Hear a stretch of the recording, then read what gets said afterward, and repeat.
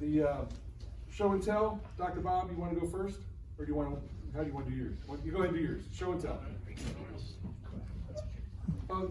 He's, well, sit down there. No. Let's see if they can measure up.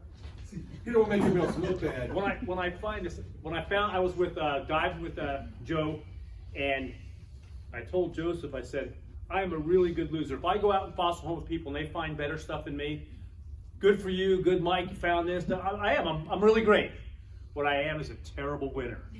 If I find something better than you, I'm going to gloat, I'm going to stick it in your face. So I don't know, there's such a thing as a bad winner, I'm a bad winner. Anyway, this made me a bad winner the other day when I was with Joe. It's a taper jaw, and for those of you that, the teeth look fairly white, but when you're in a river in tannic acid, the reds and oranges and browns in the tannic acid filter out the oranges, and those teeth look pearl white underwater.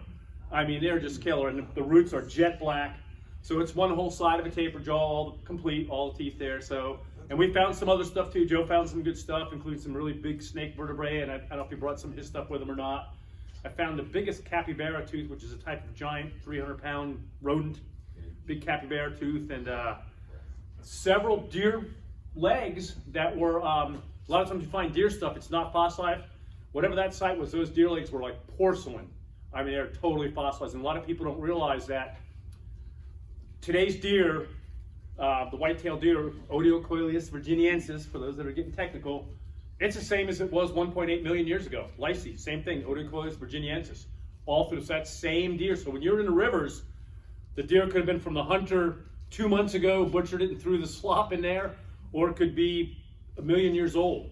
So anyway, but that was my find, so anyone else can bring their stuff up and see if they can compare. I told him I should go last. Well, anyway. Joe Brandon, let's hear your side of the story. Oh, he wasn't going to let me on the boat. I had to swim after the boat. He was pulling. That's not what he's texting.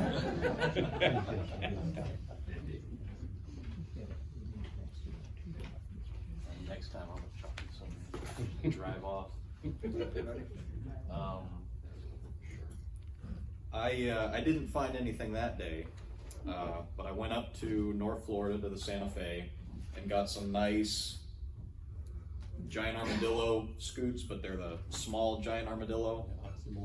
Yeah, it's an oxymoron, but there was a dwarf giant armadillo in the early Ice Age, Holmesina floridanus. The end Ice Age one is a lot bigger, but I thought it was cool. And I got a little teeny tiny claw from it. It's a giant armadillo, but a medium giant. Same trip, I also got some pretty orange, right out of the old 1.8 million year old sinkhole clay gator stuff.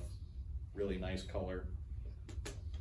And a few weeks ago on the river down in South Florida, I got this pretty baby mastodon tooth. Same spot that I found that really pretty one last month. This one's a lot glossier though. You can see your reflection in the chewing surface. It's really nice, but it's kind of tiny.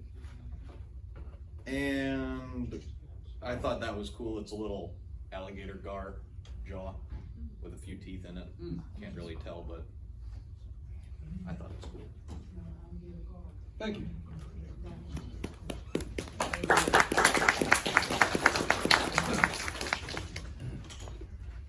Atticus and Imogen Dodd. There's only one microphone, so you have to share.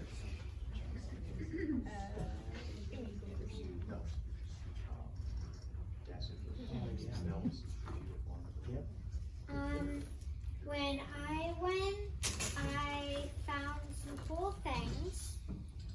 I found this rock with imprints on it. And I found a tip of something, but I don't know what it is. Does anybody know what it is? Might be an alligator tooth. There you go. And I have the tiniest tooth in the world, I think. And it's about this small. And that's all I got. Ready?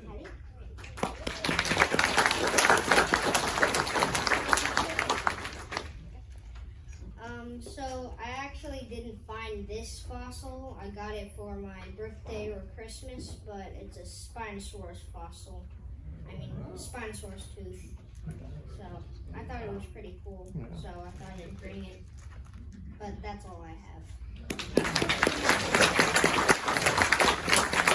Thank you both. Thank you. Thank you. Thank you. You just leave those right up here. No, I'm kidding. Dr. Bob will take those in his bag.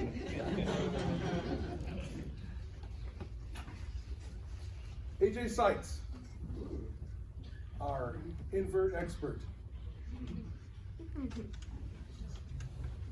Giving the speaker a run for his money last month.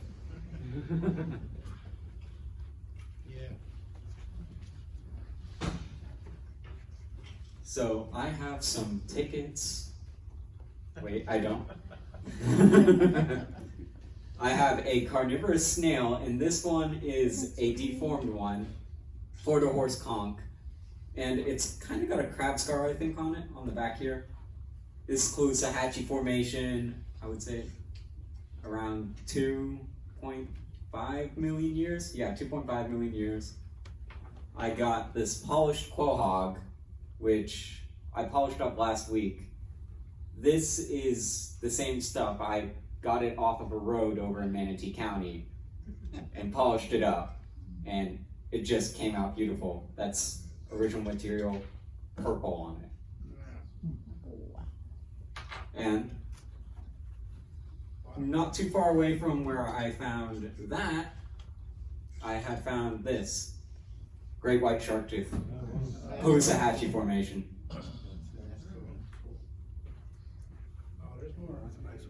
And I have a Conus yacensis. This is an extinct cone snail, venomous sea snail. When they grew large enough, they would eat fish. But this one has such good pigments, you would be mistaken that it's modern. It's just beautiful pigmentation on it. Very cool. Thank you, AJ.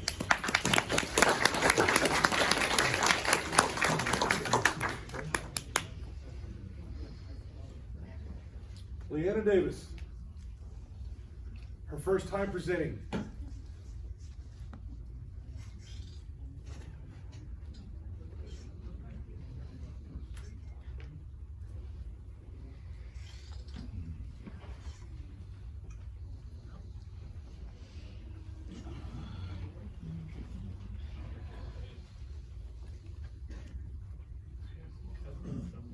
So these aren't fossils, but this is some of the stuff that I found on our field trips out to the mine. I actually found this crystal formation out at Brooksville Quarry.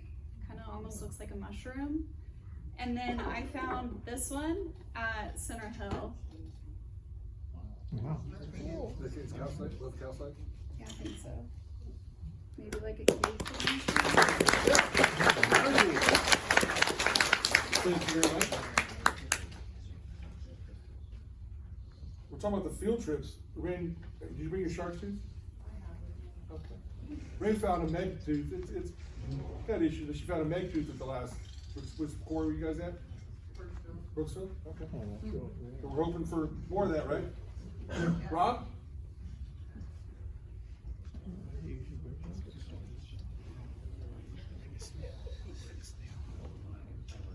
Now, if anybody's gonna beat you, it's gonna be Rob. He's probably got snails. He's got a whole tub. He's got the tub. If he wasn't the Denver guy, he'd have it. Well, Mike was saving him for last. He's got same size rifle now. Scary. We know invert stuff. It can be similar to vert stuff, but it can be better because it's rare. I had an opportunity a few weeks ago to go with a friend of mine up to North Florida to investigate a new site for inverts, and it's Lower Ocala Formation, so Eocene, which is similar to CEMEX quarry we go to in Center Hill. We've always talked about in there how amazing it would be if instead of just echinoids, you were finding all the shells, all the gastropods and mollusks, because the Eocene and even the Oligocene here in Florida, the limestone is devoid of shells for the most part. They dissolve. it's just internal molds, which I'm an invert guy, but it's hard to get into internal molds. But this location actually has the shells preserved. It's kind of hard to see. I'll bring it up later. You can see all of there are little clams, there's scallops, a couple little snails. Some of the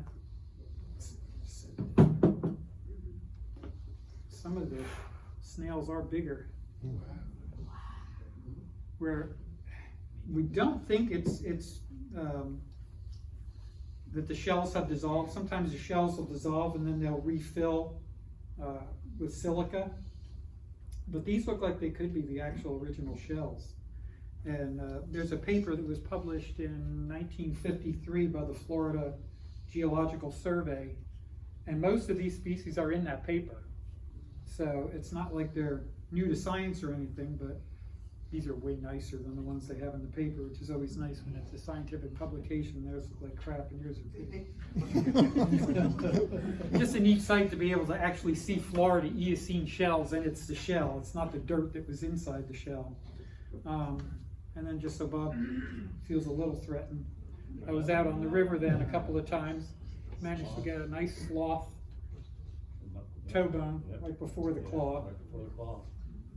Big guy. And then hit my one spot where I usually do well for Megs. I managed to get into a little clay spot where the preservation on the teeth is just really pretty. They almost look like land teeth.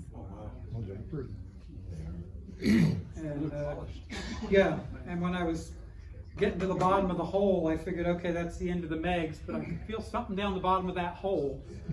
So I kept on digging, and in the bottom of the hole, was a mammoth tooth.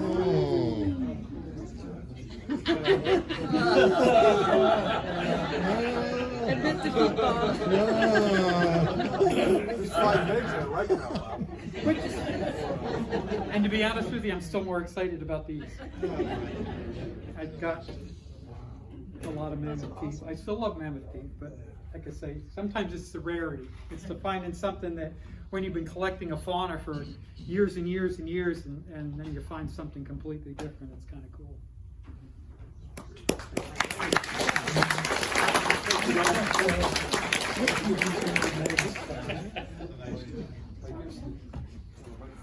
Good job, Rob. Who invited him? Finally to our speakers, speaker, there's one speaker, Dr. Bob. He really needs no introduction here. He's a participant at every month's meeting, every event we have darn near. He gets mad if I schedule an event and he's got some reunion or award show he's got to go to or something. So we try to check Bob's schedule first, make sure everything works out for us, and we appreciate everything he does for us. There are a few new people here, so I'll tell you, Dr. Bob is not a doctor of paleontology or archaeology. His real life job was working with special needs children. I don't know how he did it. It was the kind of children that you would lose some each year. They were severely handicapped or ill. He has won awards all over the country for the work he's done. He was National Teacher of the Year, for the entire country in his field. He's written 4 books, which we'll talk about, but he's published far more articles on special needs education across the country. He's really a mentor and a guru for people in that field. I do think he's trying to leave it behind and focus solely on his own personal writings, but he was long published before he came along to these fossil books. So he still tells people he's a paleontologist sometimes. I heard it.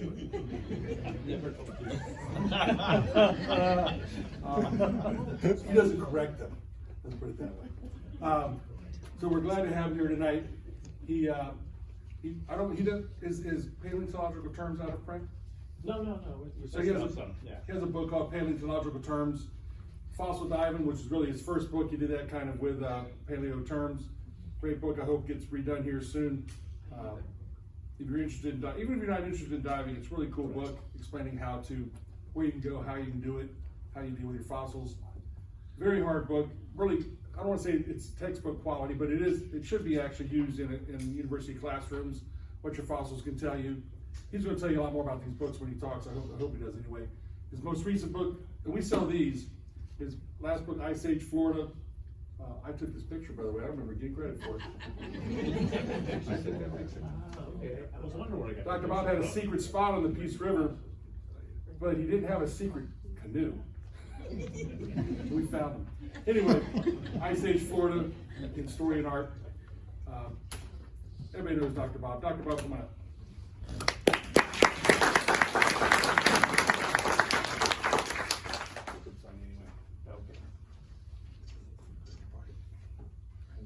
Okay. Well, I'm glad everyone can hear me. I'm glad Lawrence came up and talked about fakes, because when I found out where Rob Carlson's spot was, I stuck that mammoth tooth down there. It's made of plastic. I haven't checked it out. So maybe my jaw is still on the top of the list. I'm not sure.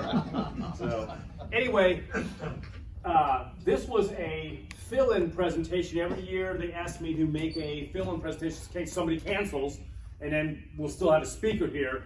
And I wasn't sure what I was going to do this year for the fill-in presentation, and then Fred Hendershot asked me about labeling fossils, I don't know, 4 or 5 months ago or something. I'm thinking, well, Fred's been in the club for like, I don't know, since the Spinosaurus was around. I don't know how old him and Paul are, but I know they don't buy green bananas anymore because they're not sure that they'll be around when they write them. So they're up there in age a little bit. So, anyway, but he was asking me about labeling and catalog and stuff, and I gave you the idea that it's been a long time since I've spoken on that, and it is in the fossil diving book. Tells you how to treat them, this and that. So one of the biggest things is after the find. So you have found something really cool, like Rob found some stuff, Joseph, but the biggest thing is A, getting it home, getting it in one piece, protecting it for the long term, getting it cataloged or labeled, and we'll talk about why that stuff's important. So anyway, so it's after the find. So after you find something, the find is just a start. That's exciting that you found something, but what you don't want to do is spoil that feeling by screwing it up on the way home, or 2 months, 6 months, a year later, whenever it happens, some things can go wrong if you really don't know how to take care of your stuff. So these are some bird claws, and you can see them next to a $50. We're going to talk even in this presentation real briefly about even taking pictures of stuff, and you want to put them next to something that gives you an idea for size. Now you can put like a ruler or a little metric bar thing next to it, but not very interesting really.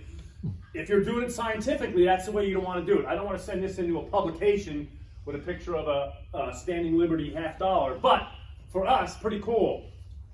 These are both rainbow finds. When I first found this, I was told it was an eagle claw, but then when I found that, it was so much larger, I said, I'm not the expert on this kind of stuff, and I brought him up to Holbert, and Holbert said, more than likely this is an osprey claw because there's far more curves on the talons, and the eagle claws, you can see, are considerably larger. So it's pretty cool finds, and they're, when you find stuff in the springs or near springs, colors are really cool on them compared to the black, dark brown, gray, but fossils are great no matter what color they are. But when you find those ones with the really good color, like a jaw with white teeth, Rob, very cool, very cool. I don't know anything about that much. Next slide. So you found the fossil, what are you going to do next? Finding your fossil is truly only the first step. You have to transport it home, you need to clean and dry it, preserve it, does it need repair restoration, labeling it, record keeping after you label it, you need to display or store it, what about taking pictures, and is it scientifically relevant? So this is a hoof core from a horse. It's really hard to find really, really nice ones. And again, just like the taper jaw, Joe Brannon is my lucky charm this last year, because we went and we have found some good sites, and we found an equus site. I might have mentioned it before, but we think we found at least parts of what looks like it's going to be 7 Ice Age horses by the number of cannon bones. And there's a thing called NMI, minimum number of individuals, and by the number of cannon bones we found, we have at least 28, 29 of them. That would mean if you had 4 legs, you divide that would be 7 horses. The hoof cores and the preservation there on some of the stuff is really killer. And we know they're Ice Age horses, and there was a gator in there, again, could be a current gator, but there was sloth material, mammoth material, giant armadillo material. There was other material that let us know that that's an Ice Age site. So just threw that picture in there of a really nice hoof core. Next slide. So finding a fossil can be a great experience. It can quickly sour if you don't take the steps to protect and enhance your find.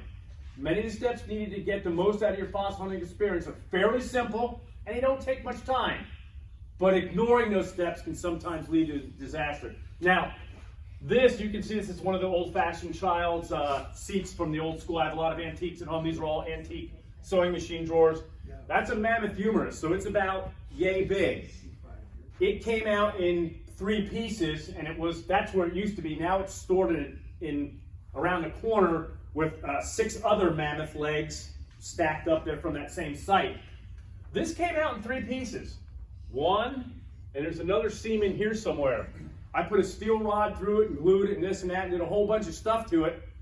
But just like anything else, I'm pretty good at restoring stuff, but I'm not great. And if you find something this nice, it's worth the time to give it to somebody. So Rob Carlson did all of the final work on that to touch it up, so you don't even see the seams on it or anything. But I mean, it had seams, but it went together like 3 pieces of a jigsaw puzzle. This particular one was killer. There were some other ones that I think are going to come up in future slides that took a little more restoration. But then there was a femur that came out in 1 big piece, other than the ball socket. Next slide. So, once you found the fossil, you need to decide how stable it is to transport. So I find something, find it in the ground, find it in a river, find it in a creek, wherever you found it, you've got to look at it and decide, is it just easy to take home? Is this going to be like most of those people, meg teeth, this and that? Maybe wrap them in a table, maybe you don't even wrap them in a bucket full of them or whatever, depending on how many you find. They're pretty stable, but some stuff isn't. So on the right, you got a 5-inch meg tooth, and you got about a 5-inch auriculatus tooth that I found in the rainbow. So that's a killer tooth with the side cusps. So is it stable for transport? Many items such as shark teeth, they don't need a whole lot of protection. Now I'm not saying you need to shake them up in a bucket, but they're pretty stable. Other items might be very brittle, not well preserved, some state of condition that even removing it from where you found it might damage it. So that's why, well, next slide. So when we found, this is a synthesis, so it's the front part of a horse. That was that from the horse site we found. And I found that, thank God, on the second day, because the first day we found the horse site, Joe and I were not prepared. We were diving, and we didn't expect to find what we found there.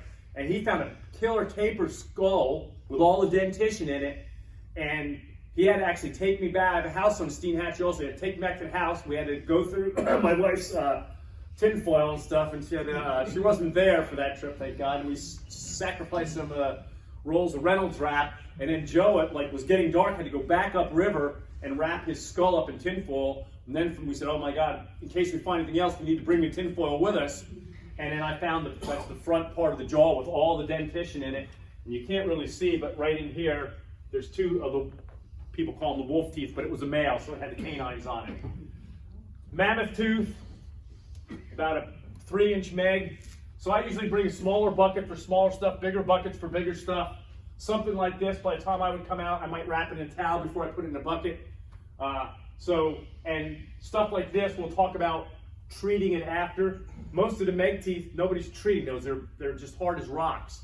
This got treated with a certain type of treatment. We'll talk about that in a minute. Next slide. So when I found the mammoth site, I knew there was going to be more mammoth in there.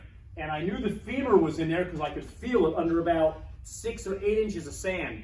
And then I'd fan one part of the femur out, and by the time I would get the other part, the sand was covered this part. I couldn't get it out. I think I made 4 trips to try to get the femur out. Couldn't get out. Hurricane Michael came through, whatever Hurricane Michael was that year. The first trip I came after Hurricane Michael, femur was just laying on the bottom of the river. I'm like, okay, just let nature do its course. But when I went back, I brought these U-Haul blankets with me because I knew there was going to be a really good chance I was going to get some large bone out, and I was going to have to stick it in the canoe, and I didn't want to just lay it on top of the tanks and have it get messed up. It's survived for 15, 18, 20, who knows, 30,000 years maybe. I mean, the mammoths go back farther than that, but it seems like a relatively late site there as far as the Ice Age goes. And then, to survive that long and for me to screw it up on the way home is just, that's not the way the fossils need to be treated. the U-Haul blankets were, we rented a U-Haul to move my stuff up when we first bought the house at Steenhatchee, and they didn't have the U-Haul where we needed it. We went to, they sent us to some other place, and the guy was, it was a place that does trailer hitches, and they stored the U-Hauls in the back, and the guy had to rent us the U-Haul, and he goes, I said, so you do this for U-Haul? He goes, they were forced into the contract that they wanted to be the sole providers for the trailer hitches for U-Haul. The guy hated doing it. He gave me 8 or 10 of the U-Haul blankets. I said, well, we're leaving the U-Haul up in Cross City. I said, do I just leave the blankets up there and I won't use all the expletives, he said. But basically, he gave me the blankets because he was so upset with U-Haul. So that's how I ended up with all these U-Haul blankets, which was really cool because they're very useful. Next slide. So I went, the year after I retired, I went with Mike and Seaton and Bill Fauscher and whoever else went, Jeff Ainella and Hoffman and I don't know, a bunch of us went, they went out to Nebraska. They've been going out every year. I went out there twice and then they had gone out every year for 25 or 30 years after that. And I went out with them 4 or 5 years ago and was not having much luck. I walked up to Joe Brandon and I looked down and that's what I saw. And that is the very front, a turtle that was laying on its, I don't know, laying on its side, it was laying straight up and down. And that was it was a little bit crushed, but that's where the head would have popped out. And then I started to make a hole and I hadn't done a plaster jacket in like, I don't know, probably 25 years. And then Bill Fauscher came over and he said, what are you doing? And I said, I don't know. I said, I'm trying to dig around this thing. And he talked me through it, thank God, and it got home in one piece. But yeah, I was digging it like here, like, you know, not way out here. I was making it way too close to the specimen or whatever. And so anyway, he walked me through it. Next slide. We got it home. This is, you can see the lighter color, and that's that little part that was sticking out. It needed some minimal repair. Rob did that for me also, and it's a killer little, it's not this, I've had some smaller turtles from out there, but that it's a nice one. It's a good size, wasn't too heavy to carry, which is nice. Anyway, next slide. So, knowing how to do those jackets, tinfoil wrapping, ways to get that thing home safely. You got to clean your find. Cleaning your find can be simple as placing it in lukewarm water and using a soft toothbrush. Most of the stuff in the Florida rivers is like that. If it doesn't feel too brittle, you can brush off most of the dirt and muck and do it while it's fresh. You don't dry it out first and then try to clean it. If it's wet, because that means you're re-wetting it. So if it's still wet and it's got muck on it or stuff stuck to it, brush it off. Or it may take professional preparation to remove hardened deposits that are adhered to the specimen. We're lucky here in Florida. Most of the stuff, that's a bison vertebrae. That's, you know, toothbrush, soft, you get the one with the soft bristles. Old people like me, that's what the dentist gives me anyway now, the soft bristle ones, whatever. Anyway, next slide. Tougher matrix may require advanced techniques. So that's a Dremel. That's a little tip that I use on the Dremel. These were, it's actually a set of lower Oriodont jaws, and somehow in the matrix they flipped over on each other. So they look like the upper and lower, but it's two sides of a lower, and it's stuck together here with cement-like matrix, and I would have had to probably really mess it up to get it apart, and it didn't have the condyles, which is the back of the, whatever, so I left it like that. This is a Meg tooth. We're going to talk a little bit more about labeling later. 02, so 2002, 21 years ago, 4,001 specimen back then. You can see some hardened matrix. I could have tried to get that off with a Dremel. You could use some really mild acid type stuff, like sometimes if it's really more lime rocky, you could have used white vinegar mixed in water or something like that. But this one, the label's on that side, this matrix, and the other side of that Meg is just gorgeous. So I just left it on there. Next slide. So drying out your specimens. Dry your finds out as slowly as possible. Set them on some type of tray, preferably not touching each other. And I just had somebody call me the other day. They had their old stuff piled on a whatever, and it got some kind of, I don't call it fungus, mold on it. And the mold just spread like, next thing you know, the whole tray was covered with this mold. And my buddy Andreas, I asked him about it. Well, it won't go inside of he's from Germany. The fossil, if it's okay, just clean it. Like, okay, whatever. But anyway, so set them in some type of tray, preferably not touching it. You keep them in a relatively cool, dry place. don't place them in the sun, even if you're on a canoe or a boat. I've seen people, they find stuff, they'll put it in a bucket, or they'll put it on the deck of their boat. They'll do a second tank, or maybe they're just screening for stuff, and they'll set the stuff on the bank. Some of the stuff's been, some of the meg teeth, several million years it's been buried. And then you're gonna stick it in the sun. Worse yet, I knew people that were sticking it in the oven, and the worst in the oven is stick it in your microwave to dry it out. And then they wonder why it's in 40 million pieces. They've been in situ for a long time. Rushing the drying process can cause catastrophic damage.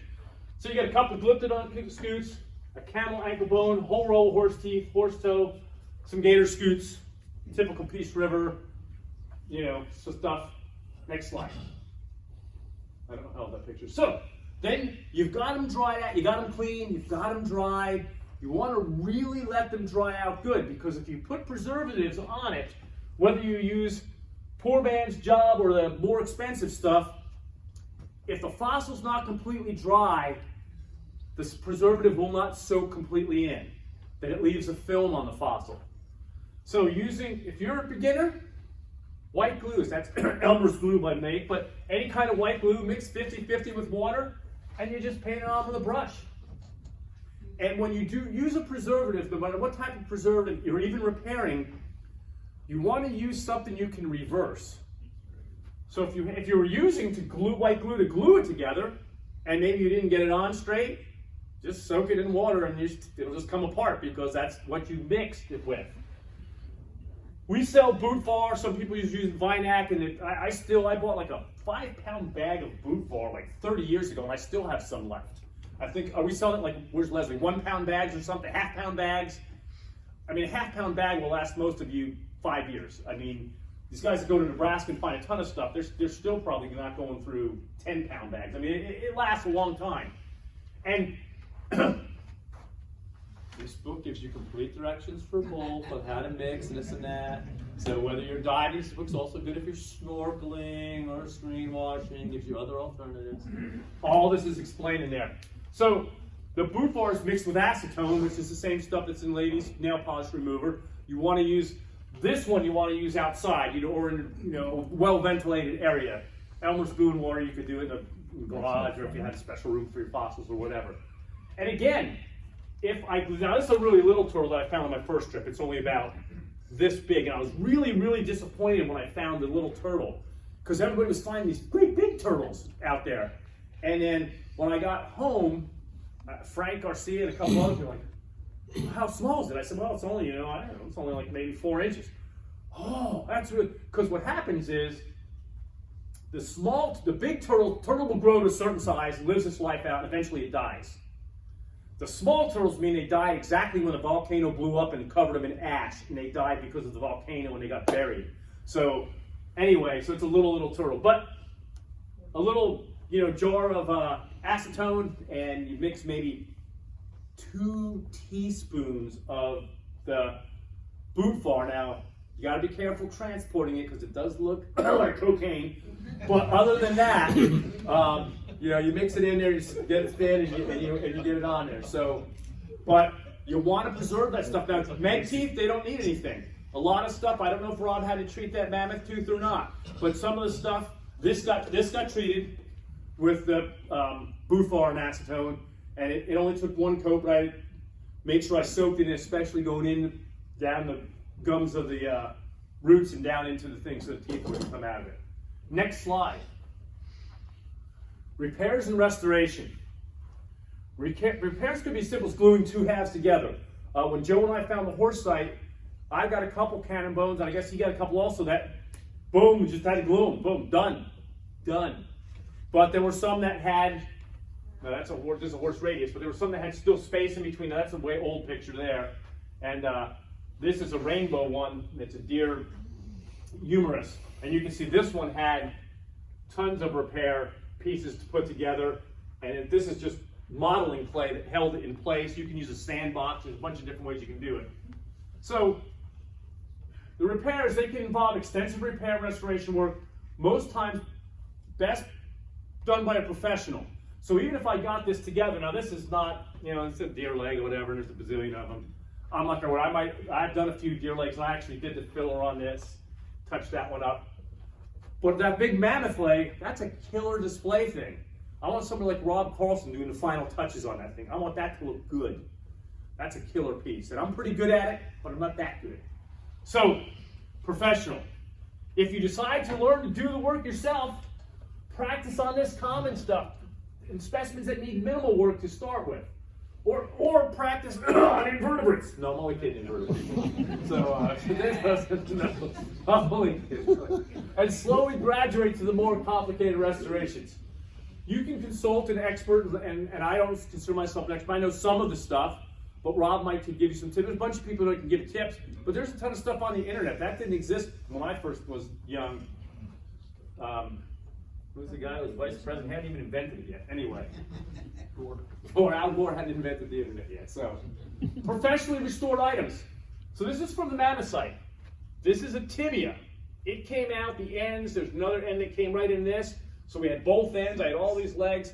I got some of it together, and there was a ton. Now, one of the tibias came out really good. It was close.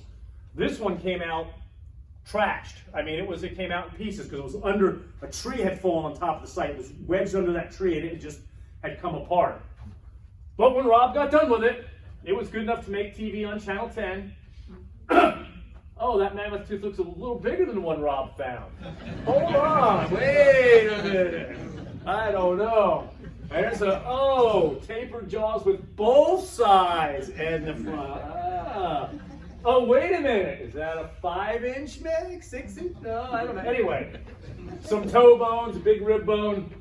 So I tried to bring some stuff for the Channel 10 people. We're still organizing this year's one, but I think I've done the Channel 10 7 or 8, 10 years. I don't know to publish for Fossil Fest here. So they usually try to give us. They usually try to give us the Friday. I think a couple times they give us on Thursday or whatever. We try to do it right before Fossil Fest. So, but the restored items, if you get them professionally done, they're killer. And it's hard to see, but this is a big mammoth vertebrae with the big vertebral spike on it. That's what that piece is there. Next slide. Labeling your finds. So this is where a lot of people fall down. They find stuff, they don't label it, they don't count it, they don't go from here on. So this is the part that from here on that I think is important. So in order for something to be scientifically relevant, in the long run, it needs to be labeled. And so some things are really small and some things are much larger. And people can have different labeling systems, and I'll talk about what mine is. And I'm going to pull out this gorgeous taper jaw right now. And one of the worst excuse for not labeling is, oh, it ruins the way it looks. I don't see anything wrong with the way that looks. Now, yeah, there's a label on the non-display side. Ooh. But anyway, so you label, I could have made it a little more, discreet or whatever, but I knew it was going to end up in a Riker mount. So you want to label. So suppose you get something. So this is a rodent maxilla. So this is like a little mouse. That whole specimen is probably 3/8 of an inch, maybe a 1/4 of an inch. It's small. I mean, it's really small, and it's got all the dentition in it from Rainbow. The label itself is 1 inch by 2 inches, so you can see maybe it's a 1/2 inch. I don't know. And you just write on the label. So this one you couldn't paint a label on it, and it goes into a little Ziploc bag. So rodent maxilla. I don't know the name because there's a bazillion different rodents. It is late Pleistocene, 10,000 plus years. Rainbow River, RR, so 3125. So 3,125. I didn't have the year on that, but all my things are labeled chronological. Usually, as the labels get bigger, you'll see I have the month and the year on there. This is a little turtle skull, and again, that turtle skull might be 1.5 inches at most. It's a small little turtle skull. It's out of the Rainbow. But I had a big enough section where I could at least get the 3840 on, and I would have to look at my catalog, and you could see. So there's no excuse for not labeling. Not it's too small, it's too big, it's this. It ruins the way it looks. Now this turtle skull, you can see right here is a fresh little break. It should have had a zygomatic arch that would have attached this. This is a keel on top of the head for muscle attachments. And if you turn this and look up the other side of that skull is perfect. So you label on the non-display side. Next slide. So, if something's really white, these are camel carpal bones from in the, I don't call them the wrist, but it could be, we call them metapodials because we don't really, I don't know if they're front or back feet. So you would call them metatarsals or metacarpals if you knew the front and back, but if you don't know, you just call them metapodials. But they're so white, you can just write the labels, RR rainbow again, 4215, 4211 or whatever, and I'm not sure what I had in between. So, killer. Now this one here is Peace River. It's a dire wolf jaw. 3554 RS 11 of 2000. Now that is a killer jaw. And I no longer have it because it went to the University of Florida because it's a carnivore. Carnivore stuff is really rare. And the teeth were really golden colored. The bone was really like a nice tan. And the picture there doesn't do it total justice. It still has really, really nice color in it. And it's in the new book, and it's in the third book and the fourth book. But now it has another label right here, a big long one. UF with a 5 or 6 digit number for their accession number when they put it in their collections. And again, if they wanted to display it, they would use the other side. So it's a killer jaw. It's a example of perseverance because when I found this jaw, I was on my 3rd tank. I had 2 glyptodon scoots. So I was almost skunked that day, but I knew the layer was intact and something was going to come out. The dire wolf jaw rolled out. Andreas was with me, and at the time, he was our expert on identification. He's just unfreaking believable with identification. And I looked at it, and coming out wet, it was really, really light beige, and the teeth were golden. I'm thinking it's either not fossilized, it's going to be an Indian dog, or Rover from 80 years ago or something. I wasn't sure. And I came up to Andreas and I was like, Andreas, please tell me this is what I think it is. And he said, "There, Dr. Sinibaldi, you have done well. It is a dire wolf jaw."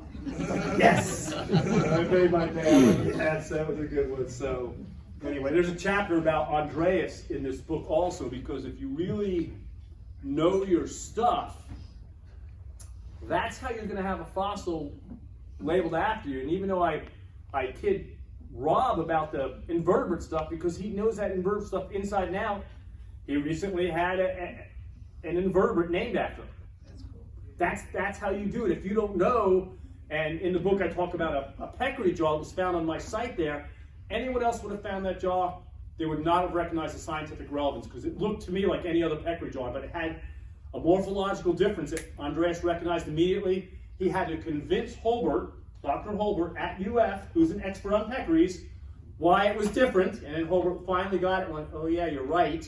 And they did a paper together on it. So you got to know what you're looking at. Next slide. So you got it labeled.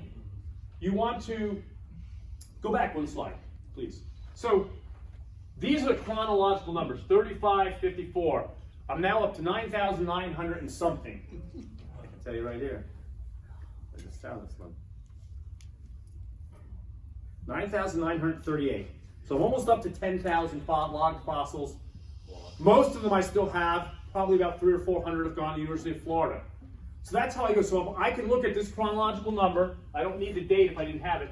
I can look up chronological number. I can go right to it in I have maybe 5 or 6 now journals. Go right into that journal. Look up, tell you what river. Now I know this. P for Peace River. RS are my initials. These are the 4 things you really need to get on a fossil. But if it's not big enough, you want to get the river or location and your chronological number. Those are the 2 most important things. The chronological number, which was on a turtle skull, that's the most important thing because you can always go to the journal and do it. Next most important thing is this. The next most important thing is the date, and really my initials are the least most important thing, except for my own vanity, so I know when it goes up to the University of Florida, my initials are in the museum up there. So, anyway, but they do like to keep track of who found stuff and this and that. So, now we'll go to the next slide. So now you know it's chronological, so this is early stuff from Lysa, 241 horse tooth, 240 horse tooth, 240 plus 1 tooth, Dominic found. So these were, my son was with me at the time. He's 40 now, so he was probably 11 or 12 at this time.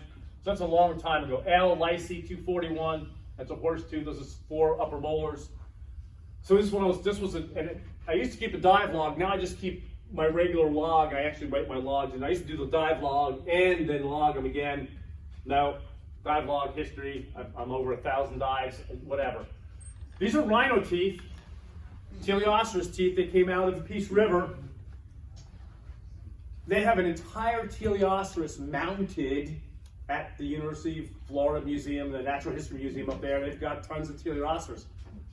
What was important about reporting this teeth is, it is the farthest south they've ever been found in Florida, which means there's nothing else goes down. I don't know if southern Texas had any, but I don't think so. But it's so far, so they need that information. They didn't need these teeth. They know what those teeth look like, and they're big M3s. They're the last molar in the back. These are big suckers. So cool thing. So if you do need to keep a dive log if you're diving, but you don't need to put the finds in there. So now my finds just strictly go into my record keeping. So at some point in time, my collection will go probably up to Gainesville. They can look up all the stuff. Mike outlives me. He'll probably go through my collection and bring stuff here to auction that the Gainesville doesn't want. He's going to bring it to his house. And you know, who knows? Today, well, we'll get to it in a second. All right, next slide. Displaying your finds. Now we're back to it. Yeah, okay, now we're talking. Okay, we don't want to give them to Gainesville. We don't want to do this. We want to display this stuff. Well, Riker mounts. Talk to Leslie. She's got a new batch of them. They come in a million sizes. You could get on the internet and buy them. You're not going to get a great deal on them because we buy them in, I don't know how many boxes she bought. 100 of them, 500 of them, 1,000 of them, whatever we bought. 15 boxes. How many? 15 boxes. 15 boxes with how many in each box? I don't know. 24 in each box. So you know what I'm saying? Try to get the price down and we can pass the savings on to you guys. So, but they come in different thicknesses. This one is a, you know, I want to say this is an inch and a half, maybe it's a 2-inch one, inch and a half, half-inch Riker mounts. They have the pins that go in them, and I'll have to stick the pins in there before this thing falls on the floor. These are some sperm whale teeth. These 4, Peace River. This one's from the Aurora Mine. 2 things special about the Aurora Mine. It's where I first met Mike and Stina Searle. They were on a trip there. I was there with my wife, who was actually still going with me at that point in time. Anyway, the Aurora Mine is this big mine, and it's a big strip mine up in North Carolina, and it was access to people find. People were going for the big megs. And I had a bucket with me. They gave us a lecture. I walked in. I literally probably walked from here to that cabinet or that door, whatever that's right there. And there was a 5-inch whale tooth. And I'm thinking, oh my God, I am just going to be filling buckets full. 2.5 hours later, I had a whale tooth in the bucket. I was still walking around. I did find some meg teeth eventually and some other stuff. But it's like, oh my God, I'm just going to be buckets. I'm not going to need many buckets. What am I doing with this one bucket? I'm like, no, didn't quite work like that. The best thing that we found was my wife went to take a nap because she got bored, and her head was bothered, and she looked underneath her head, and she was on a pair of whale vertebrae that were fused together from a stingray thing that had stung in there. So yeah, so okay, whatever. Anyway, so Riker mount's a great way to display, and it protects your stuff for travel. It's got like a cushiony, fiberglassy thing in it. You can then put a piece of cloth over it to make it more colorful or whatever. I was storing a ton of my stuff 25, 30 years ago in all these plastic bins and had them all stacked up, and they look like not very nice. It's a lot of kids in the audience. Anyway, they look like caca. So I was like, this is not very good. So anyway, I finally said, oh, you know, I found 2. We were up in Blairstown or Blairsville, somewhere in North Georgia. We went through some antique. Oh, look at these old antique sewing machine drawers. So I bought 2 of them, and I put a bunch of megs in there. I don't know how many. A bunch of megs can fit in one drawer, believe it or not, especially if they're 2-3 inches, probably 50 or whatever. And this is fossil wood, clipped it on scoots and gator scoots. But anyway, I now have we saw the one picture where I made this rack for them. I have maybe 80 or 100 antique drawers. So everything I have is stored in antique drawers, antique file cabinets, antique, the library, card catalogs, all that kind of stuff. So it just makes for a more interesting display than just having a bunch of stuff in plastic Tupperware containers. Not very display worthy. Next slide. So this is actually my old fossil room that got torn down. So you can see here's sets of the drawers. Here's an old antique toolbox. A bunch of awards, anyway, whatever. So stuff here, bunch of stuff in Riker mounts. And I started stacking up vertebrae back then, and had stacks of this and stacks of horse teeth because I had read in a book by one of my favorite authors, Stephen Jay Gould, who has long since passed away, but he was talking about how in the Victorian times, the museums would just stack stuff up on things and stack up this. I thought, that's a really cool way to do it. But after a while, it's like one of those things, you put one more on there and it's like Yertle the turtle, they all go, and you're like, no, this is not cool. So I had to find a better way to do stuff. So anyway, so you want to make your display room interesting. This is a plexiglass one. I can't remember where I picked this up at. It was probably $7 or $8 back then. Now supply and demand is probably $40 or something. I don't know. Anyway, oh, a sloth one, a little bigger than the one I found. Anyway, I had some other sloth ones, some camel toes, and now I've got a whole big, huge thing of the different types of toe bones. But so you want something that makes you can see the stuff. You want to make it interesting. But it also, this type of thing also protects it a little bit because it's got a sliding glass door that's in front of it. Next slide. These are the new fossil rooms. So you know you have a loving wife when they let you build a $125,000 addition onto your house, dollar addition on your house, 2-story thing, to display all your items. Of course, they're all in the upstairs part of it. So you can see tons of antique, different types of fed things. It's another spool cabinet, chalk things, toolboxes. And still mixed in with Riker mounts and other stuff. Anyway, some really cool things. There's nothing in this one yet. That's an Ace hard rubber comb display case. Ace hard rubber combs, old timers might remember them. They were made in a place called Butler, New Jersey, which is where I came from, northern Jersey. The 3 rubber mills in our little town of 3,000 people made us the most polluted county in America at one point in time. I lived on the other side of the mountain, which is why I'm still with us here today, because I wasn't breathing the black soot that was coming out. But I saw one of these display cases when I was in South Carolina, not South Carolina, I gotta think about it was South Carolina, I'm trying to think of the name of the thing, Charleston, South Carolina, right? So we went to the historic district and had this antique thing, and I didn't have my cheaters with me. And I could see the big thing. Oh, Ace combs. And I'm looking at it real carefully. I'm thinking, it's $14.50. I don't know. It's not in great condition. I don't know, is it worth it or not worth it? And so I'm looking, and my wife goes, oh, do you want to borrow my cheaters? Now she has like very, they're not something a guy really wants to put on his face in public. Let's just put it that way. But I put the cheaters on. I'm debating whether I should buy this thing at $14.50. It was $145. So, but I ended up finding this one in Arcadia, which is, when I was down there and I got down there and the river wasn't diveable. I can't remember what happened, but I ended up getting out of the river early, went through the historic district of Arcadia, through there, all the antique shops there, and found that one for like $22 or $23.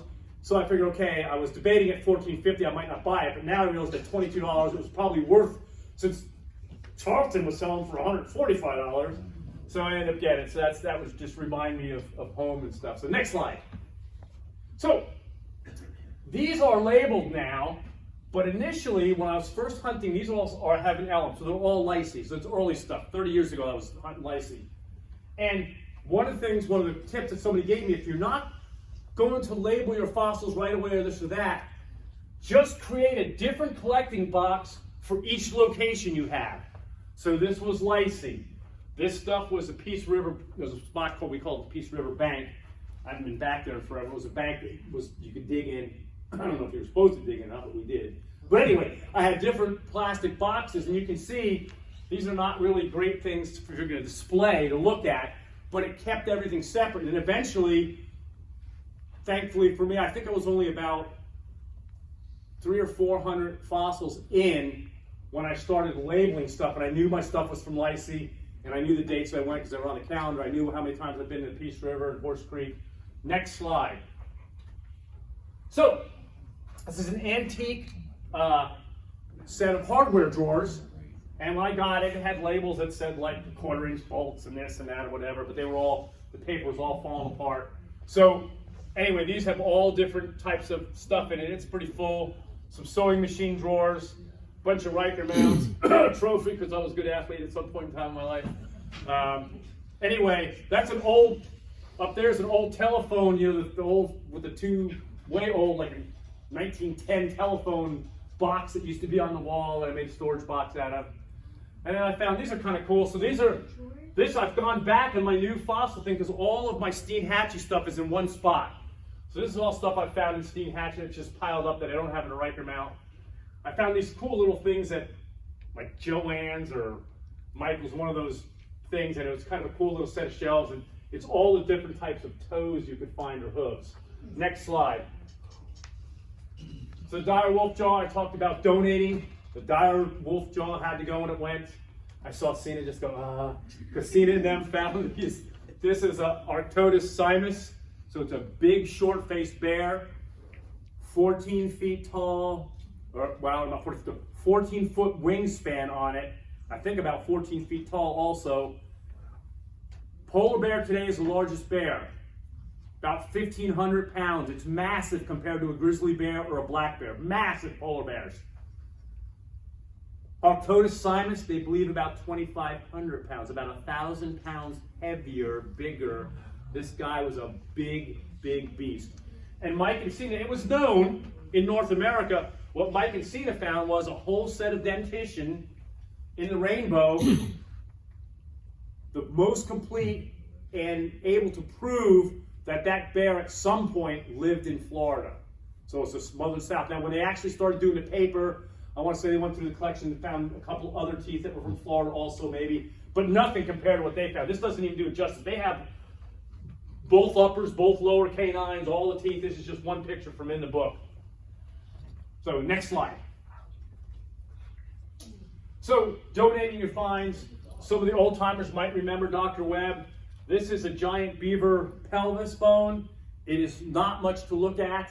I do have a cast replica of it because a friend of mine made it before it got donated. And when Dr. Webb saw it, he said, we'd really like to have, I just brought it up to get identified because we'd really like to have that. And technically I didn't need to donate this one because Lacey was a private site. So anything you found there you got to keep. You did not have to, it wasn't a Florida river or a public area. So this is probably my greatest story as far as me getting to keep something and someone else not. So you can see the centimeter thing, see how big it is. It's a baby taper jaw. You can see a seam right here, hopefully from where you're at. Part of the jaw on this side. This tooth was loose. I found this part first. It had two teeth. On the next tank, I found this and this loose tooth. And I was disappointed because I knew a taper has 6 cheek teeth in it. And yet when I got back to the boat, something just made me click the two of them together and oh my God, it's a baby taper jaw. And these are some of the other bones, but I have about 40 associated bones from that baby taper. And I don't know if it was 10, 12, 15 years ago when Dr. Holbert first started coming to Fossil Fest and helping people get registered and this and that and identifying stuff for us. He asked if he could go to Mike and Sina's house and look at what they had if they wanted to donate. Because you got it. After a while, you get so much stuff, you kind of do need to donate stuff because you end up with too much stuff. And they went to Mike and Sina's house first. And Mike and Sina had found a complete baby taper jaw with both sides and the little front stuff. So when Holbert came to my house, I thought, and Holbert he loves tapers. That was his big thing, tapers and horses, because they're perspective. Oh, he loves tapers. And I'm thinking, oh, he's going to want my baby taper jaw. I know it. And I said, so he's looking at my room, anything you want. And he's piling stuff up and marking it down. He's carting it out. And the dire wolf went. And I had a short-faced bear, the smaller one that's Marcus, that went. And a big bison horn cord, that went. And anyway, the guy said, you don't want the taper jaw? He goes, no, I just got one from Mike and Sina's. Yes, always go to Mike and Sina's first. Then come to my house. Next slide. So, taking pictures of your find. You saw on the last slide I had the little metric thing, not very interesting. So it's always cool to put cool things in when you take pictures. Now some of them, Indian head pennies, the same size as today's penny, so it's a really good gauge for most people to look at. That's an 1835 half penny, which is probably about the size of a quarter. So not the best thing. Very interesting to look at, but doesn't really give people an idea until I tell them what the question. These are otter jaws. from Steinhatchee, Santa Fe, and Rainbow. These are the regular dasypus, today's armadillo, but they're fossil ones, with the little thing from the back, and these are part of the bands, the flexible bands on the armadillo. Next slide. So more pictures. One of the ways you can do it is, this is from, it's a puma concala, and I guess people that remember the presentation did last year, I'd have to go back and write it down, but the puma is a panther, the lion is a this, the lynx is I mean, all the cats are so incredibly mixed up that none of them match what they are. They're common names, do not match your scientific names, not one of them. Not one of them match, because when the scientists were first doing it in the 1880s, 90s, and 1900s, they looked at it and were like, oh, this is a puma concala. But then when they finally realized, oh, it's a panther, it's really like the Florida panther. Anyway, so, but when you get a picture, if you don't have it, you can put 2.5 inches / 6.25 centimeters. So, and we already talked about this. You can look at me and you can look at the canoe and you know it's a big bone. Next slide. When I looked at the presentation, I realized I had to put that in there twice. So in conclusion, my biggest suggestion throughout the process of what you will do after you find a fossil, take your time. Take your time getting it wrapped to get it home. Take your time drying it out. Take your time preserving it. If you got to repair it, take your time. Label it. Log it in. Find a reasonable thing that what kind of mount you want to put it in so it's in the right size or something that's going to protect it. Take your time. It's been buried in its resting place underground or underwater for thousands, maybe millions of years. It doesn't need to be rushed. You do not need to rush into the display situation immediately to show it off. I did make sure that this was ready in 10 days though, so I can bring it here. But do as I say, no, it took its time. So this was a really unique bone because I could tell that it was a femur, but it's such a bizarre looking femur. And when do we still sell mammalian osteology?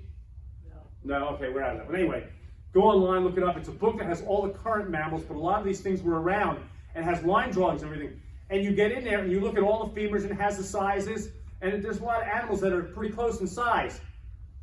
You get there and you look at it, it's like, oh, that's a beaver femur. I mean, it's from a beaver. It's just so obvious. It's not like any of the other, all the other femurs you're going, oh, is that an opossum or a raccoon or this? You're thinking of all these critters the same size. And this one, a Morgan dollar, 1878, 7 feathers over 8. You know these stuff live and good. I know you know your points. Anyway, it's a juvenile. You can see the fusion line. It was fused, but not totally. Eventually, the fusion lines, as something becomes an adult, including us, it obliterates, and you don't see the fusion line anymore. So you can tell it was a juvenile. But it's today's beaver, canadensis, Castroides canadensis, or whatever. I don't know, but it's not the giant beaver, which was initially Lyciensis ohioensis. Now it's Dilophotis, Castroides dilophotis. Next slide. So any questions, before we get to questions, what your fossils can tell you. So when I wrote this book, people were asking me, how do I know that? So this is a how-to book, how to find stuff. And it goes into more than diving, snorkeling, screen washing, bank washing, how to dry them out, how to lay them, whatever. As you get more interested, you want to know why bones are shaped the way they're shaped. So what your fossils can tell you, took all the technical literature and tried to break it down for the avid amateur. And take it down and say, okay, this is why this is shaped. This is why these teeth do this. This is what happens here. So that's what, it's got 7 chapters in it. Introduction, morphology of bones, pathology of bones, morphology of teeth, pathology of teeth. There's a whole chapter on natural alterations called taphonomy. What happens when an animal dies and how the bones become various stages of decay or this or that, so you find how they break. And the final chapter is a large chapter that Paul Lynn helped me with a ton of pictures on all the stuff the Native Americans did to bones. And this was a book on fossils, so we were looking at early archaic back into paleo time. So if you find a camel bone that's been altered or a mammoth bone that's been altered into a tool, it's both a fossil and an artifact. So, and it covers in that. Finally, as you evolve further, you want to know, how do these animals live? So the Ice Age Florida, which just came out, I try to look at each one of these animals from their Umwelt. That means a day in their life. What was it like for them from their perspective of what it was like to live in the Ice Age? And there's 3 chapters that talk about why Ice Age, introduction. Herman, the paleo artist who does the artwork in this, unbelievable. Probably the best paleo artist in Florida. Killer. Every chapter starts with a mural from Herman, killer mural. It then goes into the next page after the killer mural, a fact sheet. Because for those of you who don't realize, I've done 400 some odd book reviews for the Fossil Club over the years. And the one thing that bugs me more than anything is I've read a book, I know what I'm looking for in that book, and because I didn't fold the page down this or that, I'll spend about an hour and a half or 2 hours trying to find that one fact out of that book. So each chapter after the mural of the animal is a fact sheet about the animal, so you don't have to look up on the mammoth how much they weighed or what their weight range or when they lived or what related proboscideans, other elephants were related to the mammoth, the mastodon, whatever. So there's a whole fact sheet on each animal. Then there's the discovery narrative, how the fossil was found, that led to the next thing, a story about the animal a day in their life. Now, one thing when you collect fossils, and you'll find this out, and the old timers know this, is we don't get to choose what we're going to find. I don't get to say, "Hup, I'm going to go in the river today and I'm going to pull out a tapir jaw." That don't happen. Because I would have got one along. Well, you have one, but anyway, I would have had other stuff. I have a bucket list. I still have yet to find a sloth claw. One of the guys I taught how to dive for fossils, his first dive, killer sloth claw. That story's also in here. First time, I'm still trying to find a sloth claw after all these years. It's just, you don't get to choose. So some of the discovery narratives are about the Arctodus simus. It's so rare in Florida. Mike and Cena found Arctodus simus. Because I know them, I'll never find any Arctodus simus. That's how rare it is. That's literally what it means. So I had to write a story about how they found it and what their system was and this and that and how they got it all out of there. So the book opens at the start of the Ice Age with Titanus walleri, another extremely rare terror bird. Last year, the year before shirt, I can't remember, was it last year's? Yes. Last year's. Anyway, somebody was wearing one there. And Mike Gates has one on. There you go. He'll bottle for you later. There you go. He's got one. So anyway, terror bird, and it progresses through the Ice Age, and it ends with the first early paleo humans coming into the Ice Age, which is at the very end of Ice Age Florida, and it goes through all the different critters. I want to say there's about 25 or 30 stories, probably about 40 or 45 different critters are covered, but there's probably at least 25 that were some critters the main part of that story. And Herman's paleo artwork is just unbelievable. And even in this one, you can see some dire wolves. Here's a big Arctodus simus going to go try to take the kill. You got some giant condors. You got a herd of mammoths in the background. And it was tough because Herman is really, really old and super sweet guy. And I wasn't sure he was going to make it. He's got very compromised lungs. I wasn't sure he was going to make it through COVID, which he did, and he's still with us. I just saw him 2 days ago. And but as I got the book done, or we thought we were getting it done, I was like, oh, I don't have any nocturnal animals. Oh, I think there used to be a vampire bat in Lacey. And I had to call Herman, would you like to do a mural on a bat? You know, and he thought he was done with the artwork. Oh, he's real, oh, Bob, I'd love to do a bat mural. And he called me up 3 days later, and when you look at the bat mural, it's just killer. You're like, damn, how does he do it so quick? It's unbelievable. So then we were totally done. I'm up with Holbert. I give him this list of the fossils because I had donated a lot of my stuff up to Florida already. So some of the stuff that's pictured in the book, I had to go up to Gainesville to take pictures of my own fossils. And I'm up there, and when I give Holbert the list, I don't know what he thought. So I contact him, and I need to take pictures of fossils, blah, blah, blah, blah. And I walk up there, and I hand him the list, and it's like, it's not double spaced, but it's like 3 pages long. And you just kind of look at his face. I thought he was going to pull like 5 specimens out of a drawer. I don't know what he thought he was going to do, but spent the entire morning with me. We get done with the pictures, and he says, how come you're not including Titanus walleri? I said, it's not part of the Ice Age. And he goes, well, it is now. I'm like, what do you mean it is now? He goes, well, they took the date of the site that Ben Waller found it, and they pushed it this way, so the site was older than they expected. They took the Ice Age, they took the Ben Waller site and pushed it this way, so it was younger than Ben thought it was. They took the Ice Age and pushed the Ice Age back from 1.8 to 2.3 million, so it went like this, and all of a sudden, Titanus walleri was in the early Ice Age of Florida. So I okay, I'm here. Take some pictures of the Titanus. They have a big, huge tarsus metatarsal. It's a big bone. It's way bigger than the giant condor bone. I gotta go home and I gotta call her. Herman, would you like to do a picture of a Titanus walrus? You know, so and he did. It's a killer picture. It's got like a baby gator in its mouth. And that opens the book. So no, go ahead. I haven't done a lot of any fossilizing for myself. But say I find something, but I don't know immediately what it is. How do you recommend starting to identify something? So there are some good identification books, but now you've got the internet. You can put stuff on. You ask people. One of the ways you can bring it to people here, and they're usually pretty good. If you bring it here and you show it to Mike, and then you show it to me, and you show it to Bob, and then you might get 5 different answers, or you might get the same answer 5 times, and then you know that's what it is. That's what you're hoping for. Sometimes there's tough stuff. The best way to identify the difficult stuff, which is the rare stuff, which is usually carnivore, is take it to somebody with a comparative collection, which is Gainesville, University of Florida. That's the best way to do it. But with the internet and stuff now, it's really, and then people sometimes, I guess there's sites where you just put your site and just throw it out there. And then other people responding to you telling them what it is. And the same thing, there's always people that think they know. When this book came out, I was so disappointed because somebody came online and said, well, we understand he's an amateur and there are 5 errors in the book. And all 5 of the errors he listed, which there were 0 errors in the book, because this went through Webb, Holbert, a bunch of people, then it was University Press. They sent it out for other, so this went through a ton of review process, and they were so out to lunch with their stuff, and I was like, well, do I get online? And Andreas, my German buddy, who's an international dealer, goes, David, you do not get in a pissing contest with amateurs. Just let it be.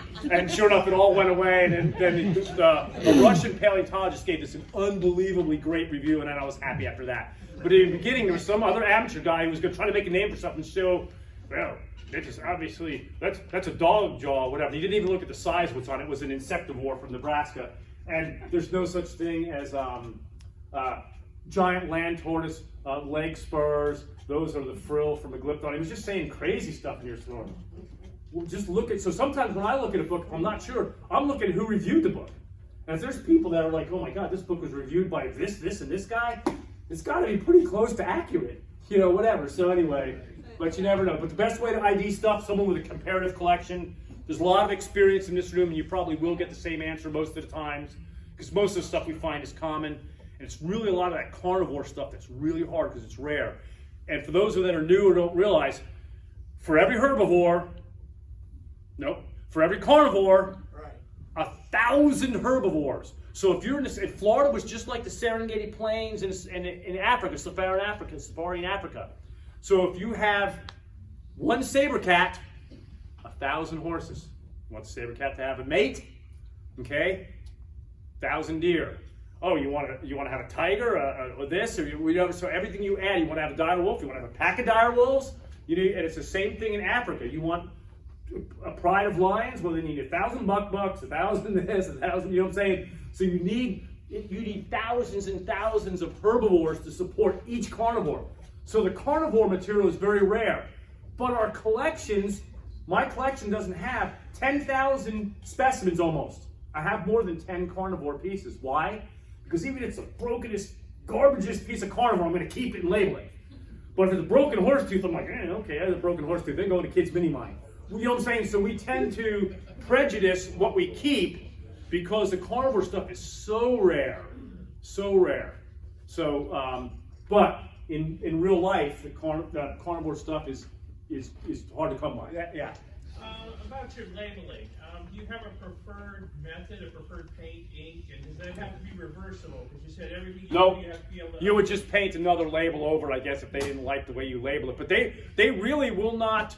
So my labeling doesn't say what the specimen is. It says what I think it is in my catalog.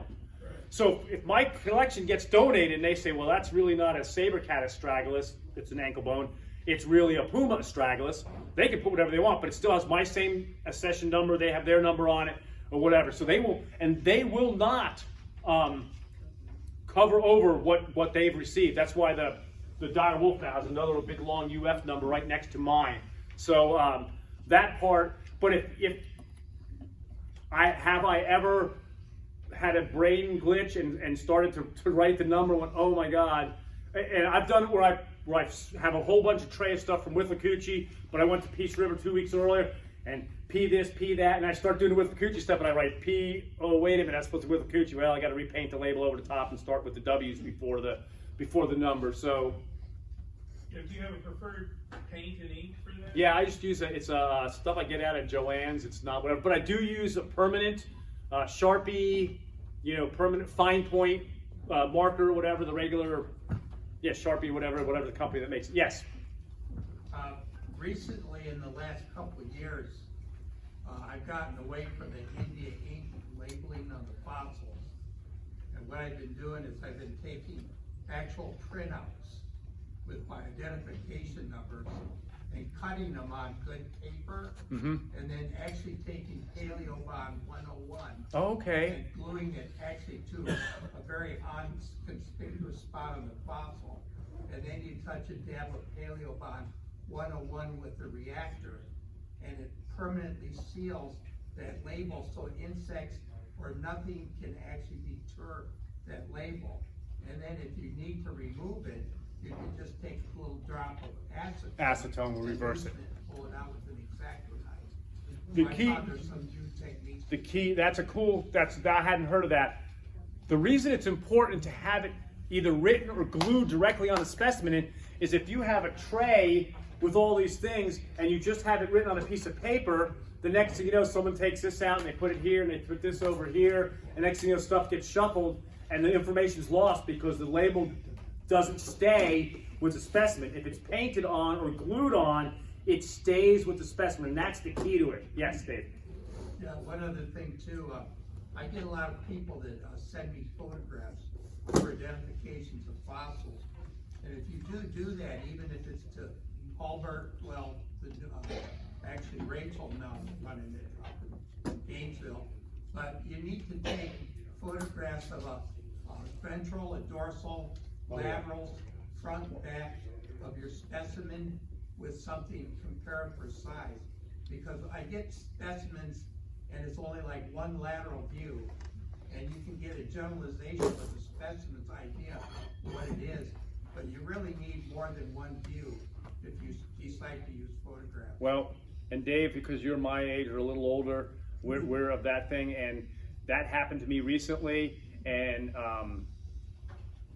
the kid who was Henry, who Henry and Rick are guys that I dive with, he sent me a thing. I'm like, I'm not sure I'm gonna send it to Andreas. So Andreas did the same thing, to his camera, spun it around 5 times in his hand, and a little miniature movie of it. And you can see every part, you know what I'm saying? Now they don't, it's like, I'm like, okay, wow, it's like a little imaging thing or whatever. So now it's not even taking 4 pictures. He took that thing around, spun it around in his hand, and held it out. And Bob, one thing too is, for like the mammoths and mastodons, and a lot of the fossils in Florida, if you go online to the University of Michigan, they have a 3D site there. And you can actually see the fossils in 3 dimensions.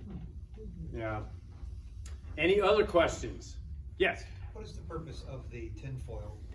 Okay, so if you saw that little, it's the front, it's a symphysis, it's the front little part of a horse jaw. It had all the teeth in it, was perfect. And when I pulled it up, the teeth were a little bit loose in there, but they were all in there perfect. So you take the tinfoil, you crinkle it all up, then you unfold it, you set it in there, and then you kind of wrap it around in there. It makes like a whole little cushion, like almost like a instant bubble wrap around it. And then you can transport it, you put it in a bucket, and it's not, none of the teeth were gonna fall out of it. So covering stuff with tinfoil is a really easy way. And typically, if you found something like this, you may just wrap the tinfoil around it. This was pretty robust. But the small something like that, a lot of times it helps to crinkle, like the hoof core, I did the same thing. I crinkled it, then I uncrinkled it, set the hoof core in there, and then wrapped it so it wasn't gonna have, nothing was gonna fall on it, and so it'll protect it. So that's what tinfoil is gonna do. It's a cheaper and quicker way than making a plaster jacket over it, especially in a river where you're not gonna make plaster inside the river. So, anyone else? Very good. Thank you, Dr. Bob.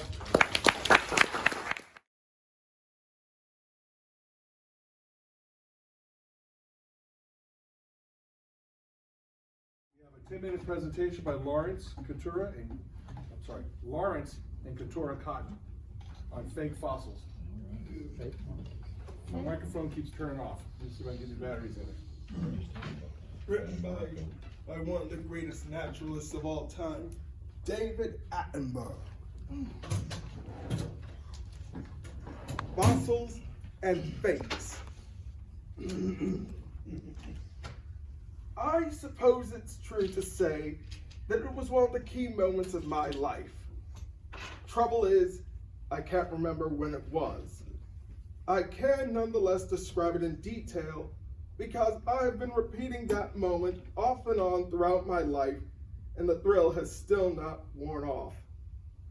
It was the moment when I first hit a lump of stone with a hammer so that it split apart, and there, perfect in every detail, glinting as though it had just been polished, was a coiled seashell, 3 or 4 inches across, an object of breathtaking beauty, and my eyes were the first to see it since its occupant died 200 million years ago. It was, of course, an ammonite, an extinct creature related to the nautilus that is alive today, and that sailed at depth through the Jurassic seas. The limestone in which it lay was a solidified, compressed mud that had accumulated at the bottom of those seas. Today, Jurassic limestone outcrops cover much of the eastern half of Leicestershire, where I used to cycle when I was a boy, searching for fossils, particularly ammonites. There are lots of different ammonites to be found, all with grand-sounding names: Dactylioceras, Phyloceras, Oxynoticeras.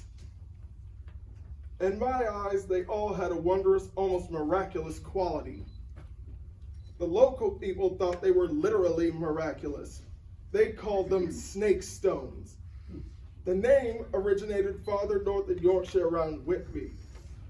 There they said that St. Hilda, the daughter of a local 7th century king, had founded 2 monasteries. Unfortunately, the grounds of these monasteries were infested by snakes. However, St. Hilda had a solution. She prayed and turned the lot of them to stone. A snag in this explanation, of course, was the fact that the coils of an ammonite do not have at the front anything remotely resembling the head of a snake.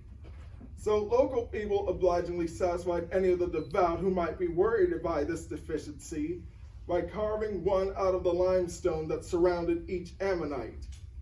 It could then be sold for a good price to people who wanted to carry it as a charm that would protect them from disease. People still carve additions to fossils to make them more valuable, and not just to the superstitious, but to the scientifically gullible. Certainly, if you are prepared to give good money for a fossil, you ought to be prepared for the fact that some specimens have been, how should I put it, improved. A few years ago, I was filming in the Atlas Mountains of Morocco. Every now and then, we would pass someone sitting by the roadside with a row of fossils in front of them, offering them for sale. And these, at the risk of sounding somewhat faithless to my first love, the ammonites, were fossils that were even more spectacular and more miraculous. These were trilobites. Trilobites are considerably more detailed and more complex than my ammonites, and even older, around 400 million years old. There are lots of different kinds, but some of those found in Morocco are huge, around 5 inches long. The magnificent fossils by the Morocco roadside were, of course, irresistible, but still, it seemed a bit too easy just to pay my money and take away a fossil. Searching for fossils for me is still part of the fun. So I decided to try and find where they came from. Starting conversations with the sellers made it necessary to buy a trilobite or 2, of course, but eventually we were able to follow the trail off the main road and along a stony, bumpy track to a remote village up in the mountains.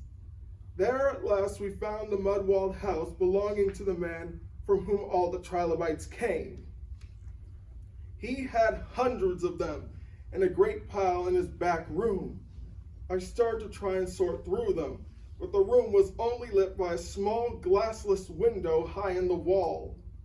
I was well aware that incomplete specimens are often made more saleable by carving the rock around them to look like the missing bits. Sometimes the complete front half is attached to the back half of quite a different one. but it wasn't all that easy to be sure one wasn't being taken in. And the piece of sacking covering the window kept slipping down so that it was really quite dark and difficult to see. The owner kept producing specimens he called very special, very good. Still, I couldn't make up my mind, but it was getting late and I had to be back at base that evening. He pulled my sleeve. "This one," he said, "very, very special, very, very rare, two together, making love." And there they were in his hand, a pair coiled round one another. I was astounded. There was no time to bargain and we really had to go. Could I resist a pair of love-making trilobites? Of course not. I paid him his price, rushed back to the car with my prize, and then set off back. We hadn't gone more than a mile or so out of the village when it dawned on me. Copulating trilobites? Certainly not. I couldn't recall any learned scientific journal going into the mating habits of trilobites, but surely they must have reproduced at the bottom of the ancient seas by the female releasing her eggs on the sea floor and then the male simply fertilizing them. There would be no need in those distant days for them to get together. Late though we were, we stopped the car. I unwrapped the putative lovers and looked at them in the light of a torch. Of course, they were two separate specimens. One that was partly curled was stuck to the underside of another with some rather unconvincing plaster. It was, I suppose, a lesson, but I still have the pair of them. They're tucked away in my cellar so that I'm not continually reminded of my gullibility. But whether they were copulating or not, no one could reject creatures with eyes like theirs. And there's one other example of making fossils that I'd like to bring up, and you, Atticus, should certainly be interested in this. In the late 1990s, people who were collecting fossils in Brazil came across the skull of a Spinosaurid. The right side was well preserved, but when they tried excavating the left side, it got damaged in the process. And so the collectors, in an effort to make the fossil seem more valuable and thus more important, decided to improve the left side of the skull with plaster. And so when the scientists at the museum that the fossil was sent to received it, they had a rough time determining which parts of the skull were real and which ones were fake. And that actually led to the creature getting its name, Irritator challengeri. Well, the second part of the name doesn't mean it was a challenge. It was actually named after Professor Challenger in Arthur Conan Doyle's book, The Lost World, not to be confused with the Jurassic Park one of the same name. But the irritation was worth it because it's actually the most complete Spinosaurid skull that's ever been found. And from it, we can estimate that the creature, when alive, was around 26 feet long, and that was still a subadult. So it just goes to show that it's not just amateurs who get fooled by fake fossils. And so when you're walking around Fossil Fest or any other fossil event, you should be careful because you never know if what you're getting is what you're really expecting it to be. Thank you. Yay!